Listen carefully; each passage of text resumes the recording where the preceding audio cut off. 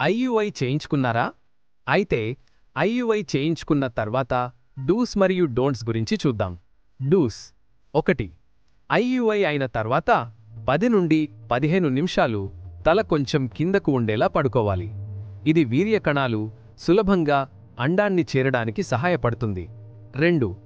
మీ doctor సూచించిన progesterone మందులు మరియు ఫోలిక్ యాసిడ్ మాత్రలు ఏ రోజు కూడా మిస్ కాకుండా ఖచ్చితంగా వేసుకోవాలి. 3. చాలా బరువైన వస్తువులను ఎత్తడం మానుకోవాలి. కానీ మీరు సాధారణంగా చేసే ఇంట్లో పనులు, తేలికపాటి కదలికలు అన్నీ చేసుకోవచ్చు.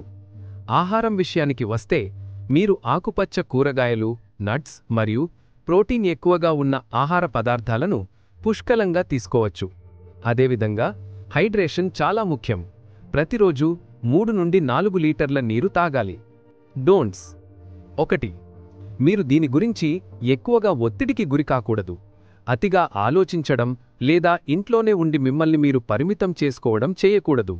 ఎందుకంటే అది ఈ ప్రక్రియపై మీకు విపరీతమైన ఆందోళనను పెంచి ఒత్తిడి హార్మోన్లను విడుదల చేస్తుంది. అది గర్భధారణను ప్రభావితం చేసే అవకాశం ఉంది. 2.